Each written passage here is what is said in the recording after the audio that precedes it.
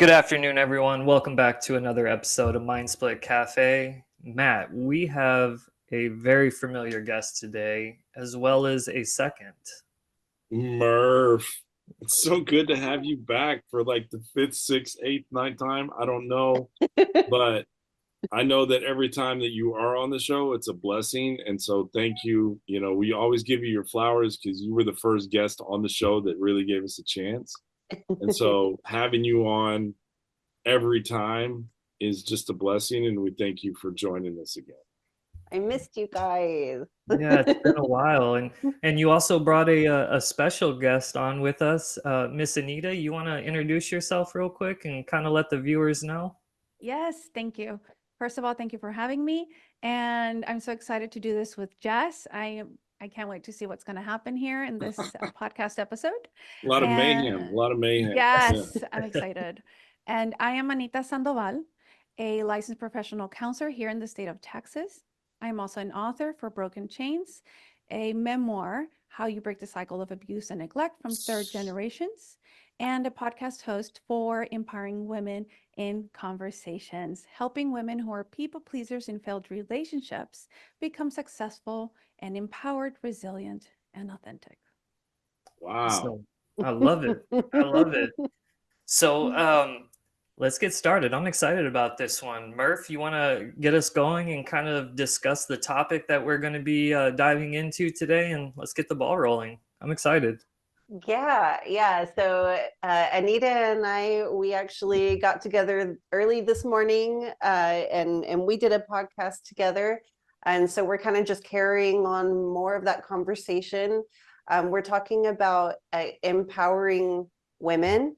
We're going to talk a bit about like people-pleasing tendencies, but today we're also going to focus and sorry, not sorry if y'all feel called out. We love you, but we're talking about how men can empower women and be better allies, and y'all are awesome allies. I know that.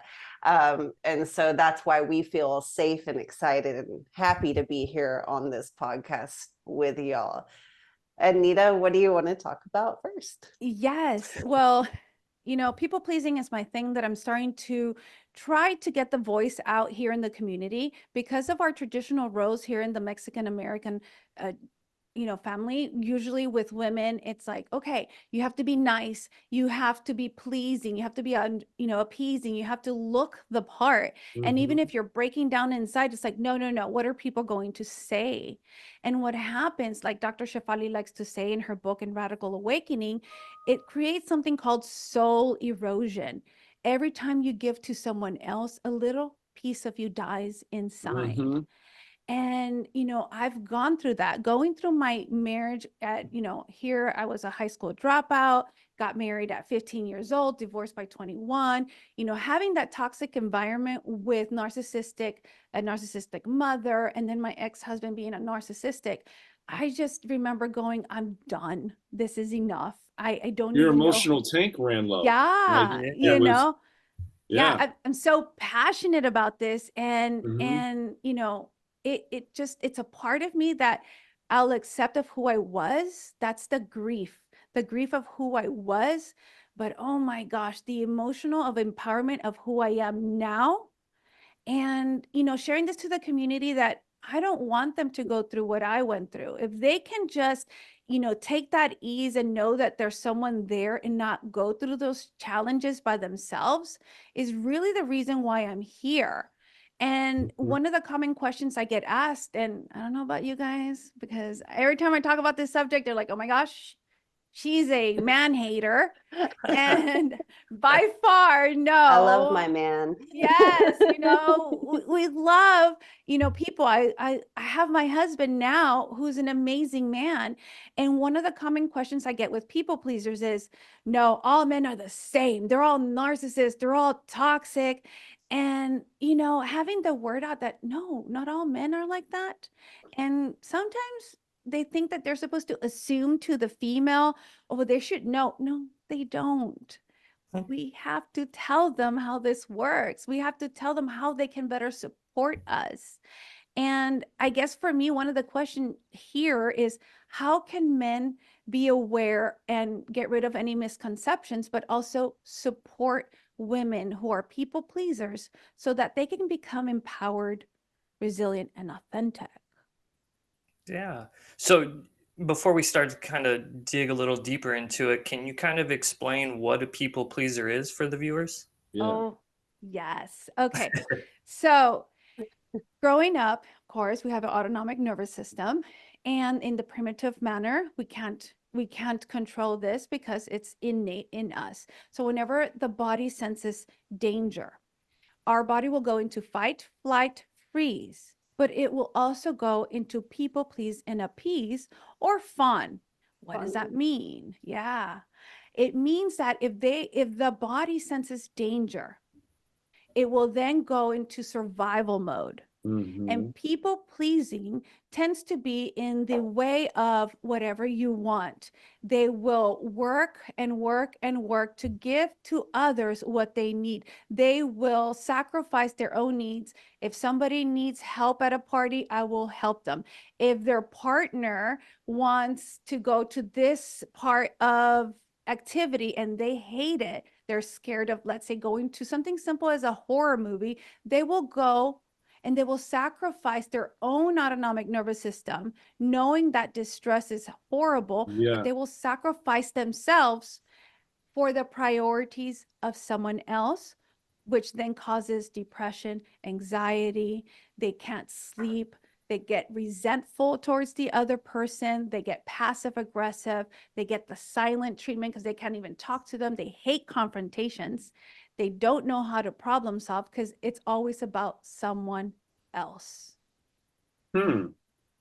That's interesting. And what is the main cause of someone being a people pleaser? I mean, I don't know if that's like built into your genetics or what actually brings this on. It's an adaptive protective response. So, yes, everybody has a little bit of people pleasing tendency.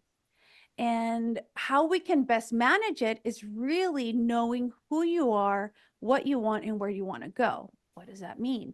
It means knowing your values. But then going back, how do you even know you're people pleasing if you don't even know that you are people pleasing? Oh, good Mhm. point. Oh, I like to talk about the core value and how that needs to change. A lot of people who engage in people pleasing behaviors have this kind of core value of I'm not enough, and I have to prove to everyone that I am enough, and that means I'm gonna take on all the responsibility of taking care of the kids. I got to be the perfect wife. I got to be, I got to be, Mhm. a saint and a freak in the sheets. I got to do everything. I've got to be, Miss Perfect. And so they wake up in the morning and I'm not enough. Okay, even though I'm exhausted and I could really use another hour in bed. Nope. I'm gonna get up. I'm gonna fix my hair. I'm gonna, even though I may not be going anywhere, but I've got to look good for someone, and I've got to get all the kids ready, and maybe husband, dad, grandpa, whoever is there, gets to relax, go to the gym, Mhm. gets to do all of these things, and is completely, taking his wife for granted. So we Mhm. have to change that core value of, you woke up this morning with your, nasty breath, your bed head, whatever, and bitch, you're enough. You're more than enough. You woke up perfect. And you know what? You don't have to prove anything to anyone. If you Mhm. want to lay on the couch all damn day today, you know what? You're Mr. Guy. Like, he can step in and help out. And Mhm. you've got to be able to delegate responsibilities. Talk to clients all the time who have fallen so deep into these behaviors that they don't even think about asking their partners for help. They don't expect that they will help. They expect to fight about it. And so they're just like, I'll just take care of everything. And then their Oh, yeah. reward is someone points out that she forgot the milk, Oh, or there's still that stain on the floor. Like, that's her reward for everything that she did. So it negatively reinforces she's not enough. Yeah. It sucks. So what's a typical treatment for something like this? Like what modality is used? Is there talk therapy, or what does a typical treatment look like for something like this? The word no. Ah! Yeah. Do you know how hard that is? Oh my Word no. God. That's a good Okay, one. but you know why? Because it's rewarded by culture. Oh, parents, you can't tell me no. I'm your mother. You can't tell me no. I'm your Mhm. father. Teachers, what did you say again? You're talking back. They don't allow them to express themselves. So by the time they grow up, I shouldn't say no. I'm being selfish. And number one predictor, if you men want to know if you're married or are going to hook up, or what do you call it, go along with a people pleaser, very easy. This is the person that gets along with everybody. And they're just like, oh my God, they're so agreeable. Oh my God, look at them. They make friends with everybody. They're such a nice person. They're so sweet. And then you wonder why they blow up later on. They're like, what did I do? You know, but they're people pleasers. However, the ones that are empowered, they speak their mind. Oh, they're a bitch. Oh, they're difficult. So bossy. So bossy. But if she were a man, what a leader. Look at him. Good Yes. point. Yeah. You I know, mean, So it could go. lewd. I mean, I get what you're saying, but I also think that you could also be categorized as an asshole too. Like, you know, the man. You could be, yeah, you could be Good. a leader and strong and forward charging, but you could Yes. also be like, he doesn't listen to anything. He's an asshole, and he's just a narcissist type asshole. You know, so Yep. it could go. But they still love them. I would disagree. They still vote for like them. there's, you know, Just saying. not every asshole is loved, right? And so, But for the most part, they're like, oh, look at him. Oh, yeah. He's just, that's just the way he is. But for the most part, but you never But know, do you think that do you think tolerance is based on culture? Good question. This I mean, tolerance. because Yes. I've lived in, you know, I've been around and I've lived in different demographics, right? Yeah, Different yeah. geographic locations within the country, right? I've lived in the Rio Grande Valley. I played basketball at Pan Am. Yeah. I'm familiar with the Hispanic Pan Am. culture, right? Yeah. Yeah, I still call it Pan Am. Yeah. But I've also lived in the urban setting in Austin, you know, and then I've also lived in a typically white setting in Yeah. San Diego, right? And so my question is, do you think that tolerance is based on culture? Like, does Hispanic culture put up with it more than a white culture does? Tolerance it really doesn't have a gender or a culture per se, because I will tell you this. Well, it does, but doesn't. It is reinforced by society. All I can tell you is STAR test. The tolerance you have to do this, and you have to do this, and you have to do this. Being in the chair for so many hours and trying to memorize, tolerance is built within us, that we have to put up with stuff that we don't like. Mhm. Period. It doesn't matter the gender or what, put up with something you don't like for the sake of ABC. Okay. Men, normally the tolerance is, excuse my language, suck it up, buttercup. You can't be crying. You can't be scared. Tolerating and holding it in, not being scared, not showing anything of your vulnerability, tolerating that. For women, it's tolerating not to get angry, not to have conflicts. For the most part, again, it is more so like Not that to have than not. physical boundaries. Yeah. Not to. Yeah. Good point. Listen, I went into a concert recently, and like nothing, like someone totally grabbed my butt. Oh, It jeez. happened again the next Wow. day at Six Flags. And I was just Wow. like, So they just outright groped you pretty much. Yeah. yeah. You know, it's the Death row. reality. Yeah, it's the reality that there's some things that, you know, men can do that women can't, and vice versa. But in reference to this, I always think about male privilege.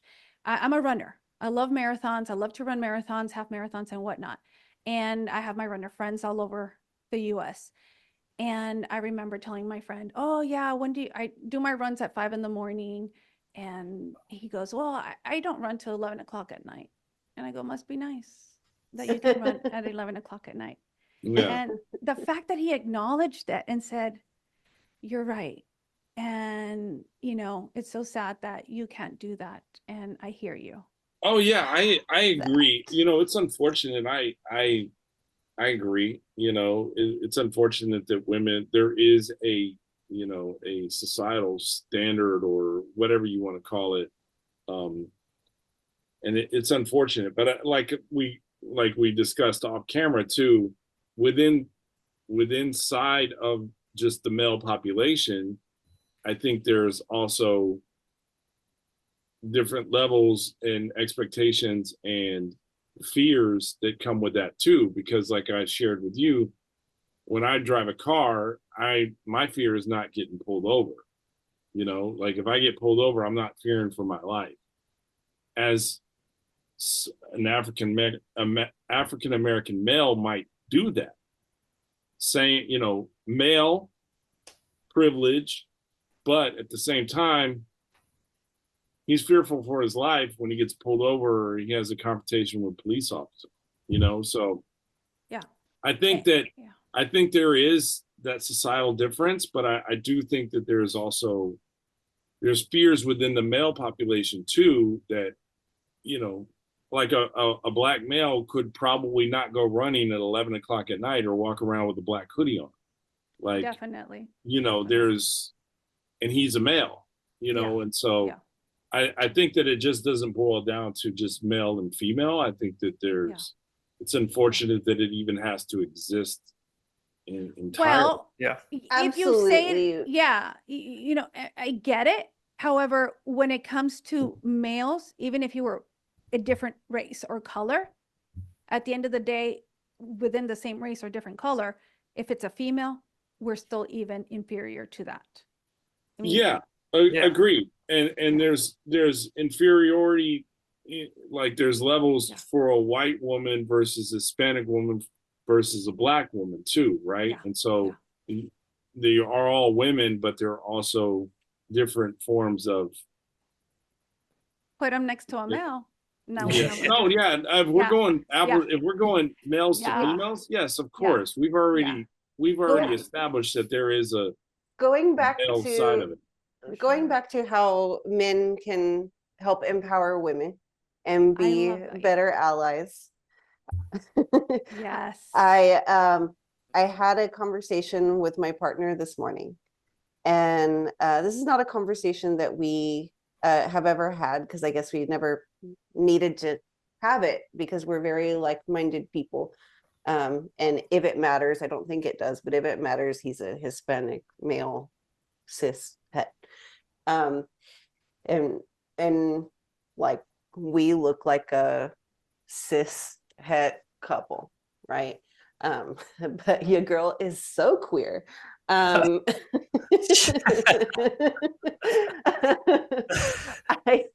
was like, so his name's Arturo, and he told me it was okay if I told this story, but I call him Art. I was like, how can you support women? Like, what do you do to support women as like a Hispanic man, and Mhm. you know, considering like machismo and all that stuff? And his face looked like I broke his brain. He was like, I don't understand the question.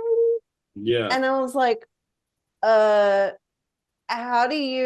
can you, I was like, I don't understand what I'm doing wrong. I'm a therapist. Am I not communicating correctly? Right. How do you support like women? Like, how do you, and he was like, I he kind of like trying really hard. Oh, I love him. It's like, well, he starts talking about like radical feminists who are out there like warriors advocating, and he's like, look, like whatever they want to do, it's not, affecting me. I have nothing to say. And I was like, oh, no, no, no, no, no, no, no. I'm talking about like just general, like how Yeah. do you just like support women? Well, what would be? And I realized that the reason why his brain was breaking so hard is because he has just always been a supportive ally to women. And Mhm. I looked at him and I was like, is it just that easy? And he was like, yeah, it's just that easy. And I couldn't, I think my brain broke a little bit. Uh, I told him, when we first started dating and you were out at the store and you offered to buy me tampons, that was a Yeah. huge deal for me because I had never been asked that question by a man, Mhm. including my father, Yeah. in my entire life ever. Well, that was the question I was going to get to. Like you've established that there's a difference between male and female, which is, I agree. What and the males don't typically support the females, right? This is what this conversation. So, what would be examples of said support for the male, for any males out there that might be going through something, or like what Yeah. would be examples of support? Like, would it be Yeah. taking out the trash, like acts of kindness without someone asking you? No, it be- no, no. That's would so it be, funny. I want know, to give my 3 takeaways Yeah. from that conversation, and Anita, I'll let you, Yeah, go for it. because my neurospicy brain needs to finish my Go for it. yeah, my 3 takeaways from the conversation was my partner was telling me, even though he was really struggling to articulate it, it's not about me. It's not about me. It is about you, woman. yeah, It is all about you. It's not about me. He was also saying, how do we support? We ask, what can I do to support Yes. you? We ask, Yes. you ask your partner, what do I do to support you? And if a woman is, or anyone with a reproductive system is struggling, is fearful, is in crisis because of the things that are going on, because maybe they're whether or not you may think that their fears are rational or irrational doesn't matter, because it's not about you. Mhm. You don't say, don't worry, I'm going to protect you. That's not how yeah. you empower a woman. You don't offer your protection as a man. Like that is Mhm. not it, honey.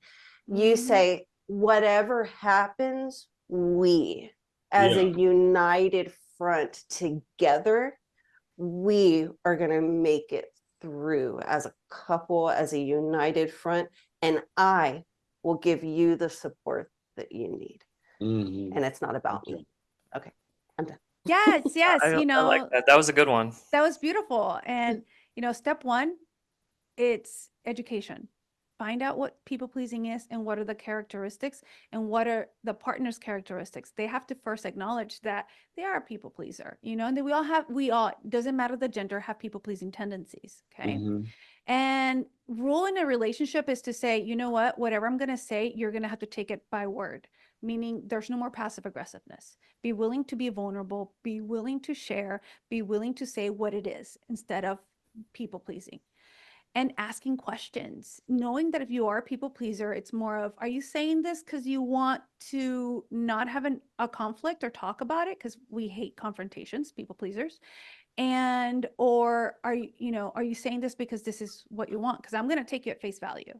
Mm-hmm. And so knowing and talking about, you know what, I want to say yes, but I'm scared that this is going to lead to this. And it doesn't have to be a real fear, and acknowledging that. And number one, and I've had this conversation with my own husband. I mean, something as simple as we're at the birthday party and I'm cutting the cake and he wants to go in and cut the cake.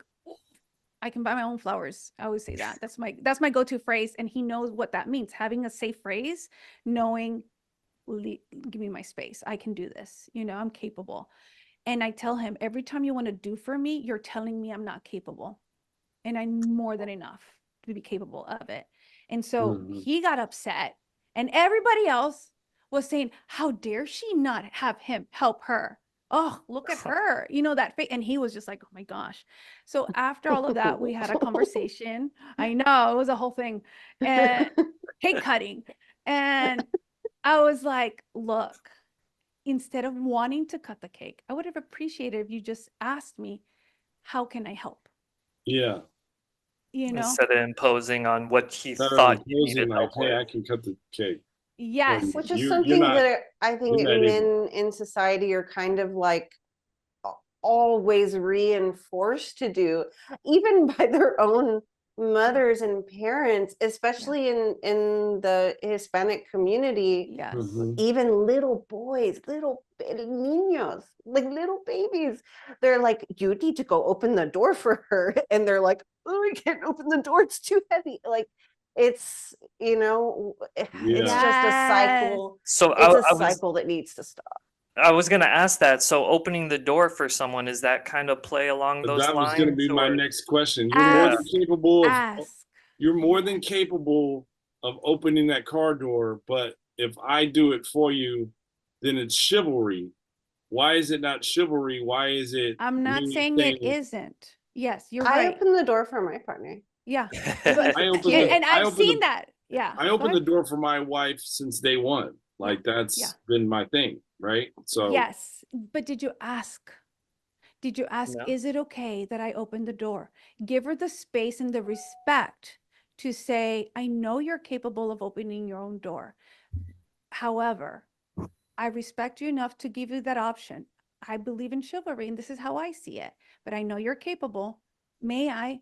Not can I? You know, well, may I too? But you can. But may I open the door for you? And I mean, this is a slippery slope, and this is probably going to be. We got like 5 minutes left. And there's probably going to be another episode to this. But if I have an The umbrella, car and door is it's raining, metaphorical. Let's just all be clear. if I have an umbrella and it's raining, and I just have it for myself, like then I don't offer it to my wife because she's more than.